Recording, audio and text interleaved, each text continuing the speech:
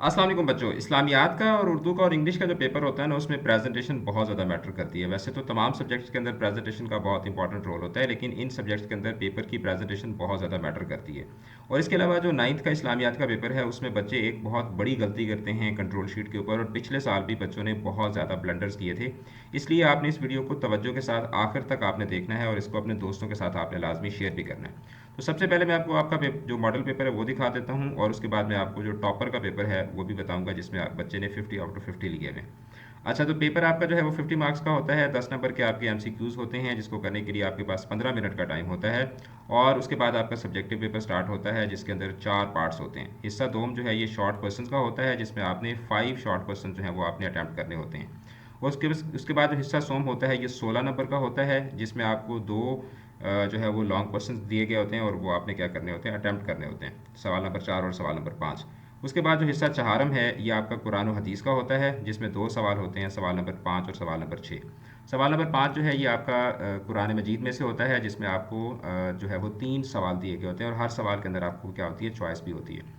तो इसमें होता ही है कि आपको आयत मुबारक दी गई होती है, और आयत मुबारक में से आपसे 2 सवाल पूछे गए होते हैं, और बाज़ दफ़ा 3 सवाल पूछे गए होते हैं, जिसका आपने मुख्तसर जो है वो जवाब देना होता है, यानी वन लाइनर आंसर देना होता है।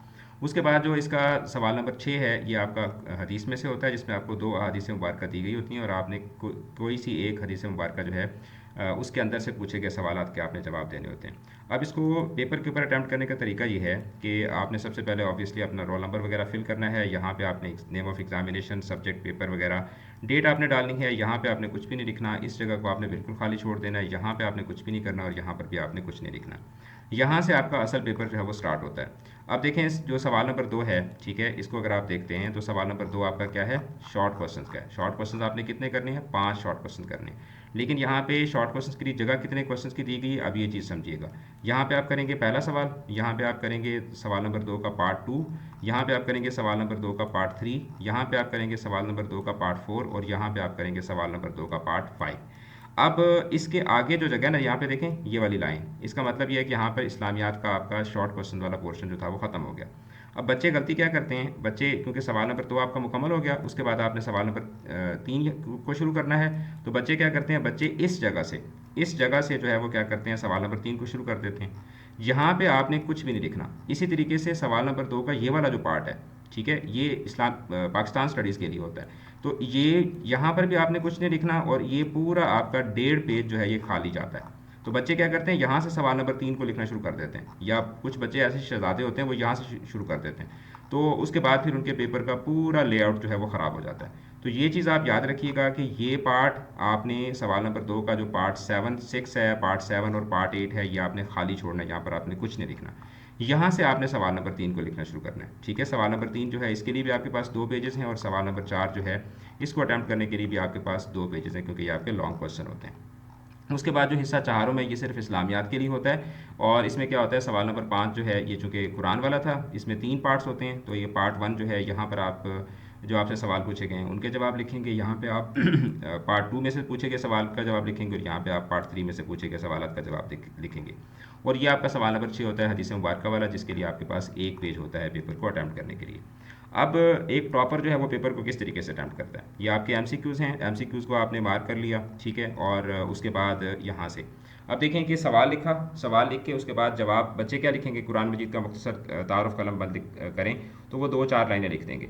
आपने तफसील के साथ जवाब लिखना है, और अगर मुमकिन हो तो उसमें आप किसी कुरानी आयत का हवाला दें। अभी लिखें कुरान की आयत का हवाला दिया है, उसका तर्जमा लिखा है, और उसके बाद जो है वो बात को मुकम्मल किया है। इसी तरीके से यहाँ पर आप देखें फरिश्तों की सबसे बड़ी खूबी क्या है, तो आप कोई एक आधी खूबी लिख देंगे, लेकिन यहाँ पे तफसील के साथ जवाब दिया गया, और साथ में कुरान की आयत का हवाला और उसका तर्जमा भी साथ में लिखा गया।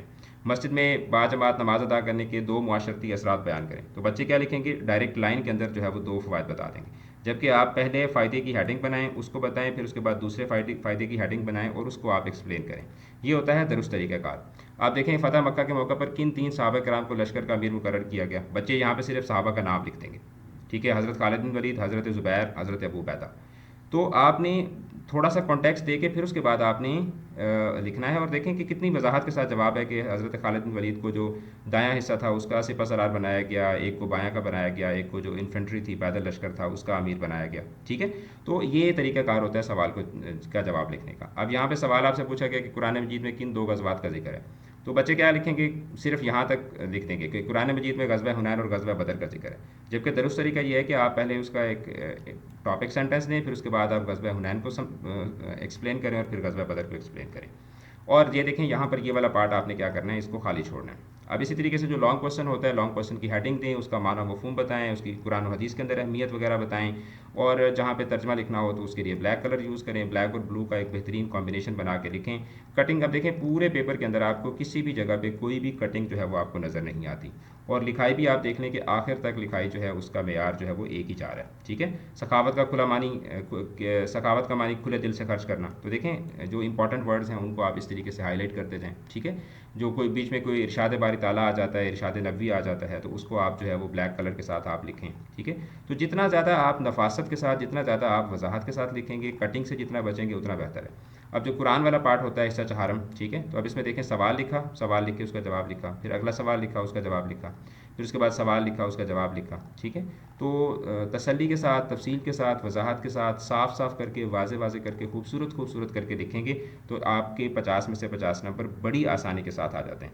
लेकिन जब आप बहुत ज़्यादा कटिंग करते हैं, आप बेदिली से लिखते हैं, आप उसमें ब्लैक और ब्लू कलर को अच्छे तरीके से इस्तेमाल नहीं करते, तो फिर आपके नंबर कम आते हैं और फिर आप आकर रोते हैं। तो आई होप कि इससे आपको काफ़ी ज़्यादा समझ आ गया होगा कि आपने पेपर को किस तरीके से अटैम्प्ट करना है। चैनल को सब्सक्राइब करें, इस वीडियो को आपने शेयर करना है, और इंग्लिश और उर्दू के जो क्रैश कोर्सेज हैं उसके लिए आप अकेडमी के ऑफिशियल नंबर के ऊपर रब्ता करके इंग्लिश और उर्दू के हमारे जो क्रैश कोर्सेज हैं वो आप ज्वाइन कर सकते हैं। अल्लाह ताला आपको अपनी हिफ्ज़-ओ-मान में रखे और आपको कामयाब करे। बहुत शुक्रिया, खुदा हाफ़िज़।